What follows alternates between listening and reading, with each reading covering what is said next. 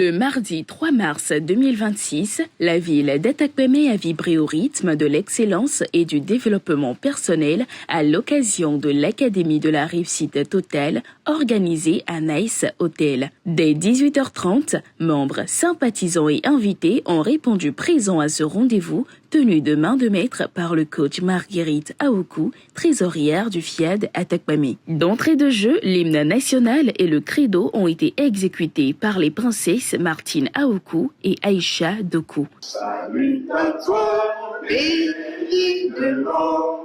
Je m'engage fort. Que rien ne peut perturber ma paix intérieure. Prenant la parole pour le mot de bienvenue, l'ambassadeur demeure béni, Kojo Edo, artiste plasticien, a salué la mobilisation des participants.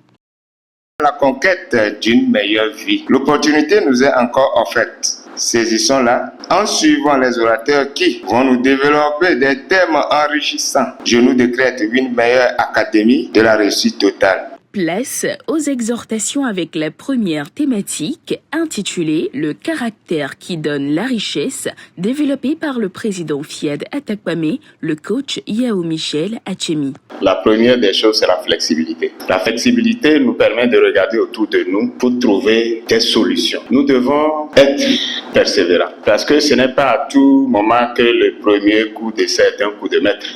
Il faut de la résilience pour résister à un certain nombre de tempêtes pour arriver à la richesse. Nous devons être capables d'apprendre de nos échecs, de nos passés, de nos habitudes.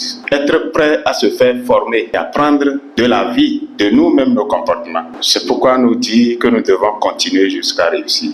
C'est un chemin, c'est un processus, c'est une culture permanente. L'autre caractère, c'est la discipline. Être discipliné dans nos actions pour aboutir à la richesse. Le caractère qui amène à la richesse se résume en ceci: la flexibilité, la persévérance, la résilience, les formations. Dans la même dynamique, la deuxième exhortation, le caractère qui assure la réussite professionnelle, sociale et entrepreneuriale, a été présentée par le coach Jude Adoteviakwe, deuxième vice-président du FIAD Atakpémé. Dans le monde professionnel, la compétence ouvre des portes, mais c'est le caractère qui les maintient ouvertes. La première qualité déterminante est la fiabilité. Être fiable signifie que l'on peut compter sur vous sans surveillance constante. La deuxième qualité à développer, c'est le respect des engagements.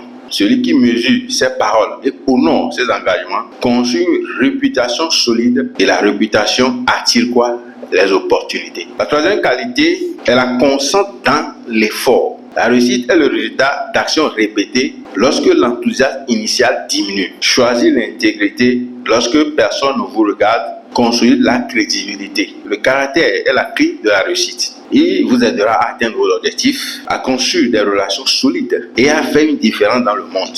Après ces enseignements riches, un showtime a été effectué avant de poursuivre avec la pratique du premier mouvement recommandé dans le cadre de la santé totale.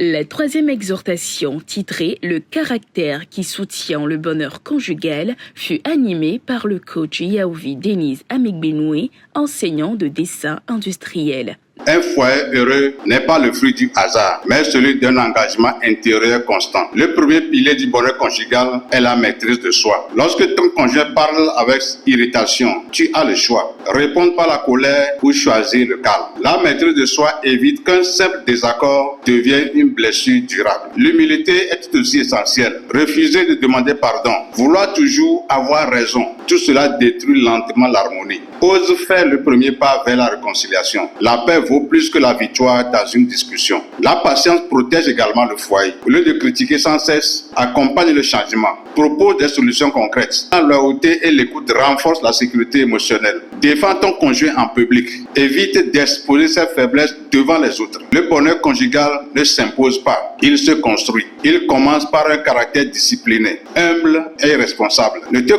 contente pas d'espérer un mariage épanoui.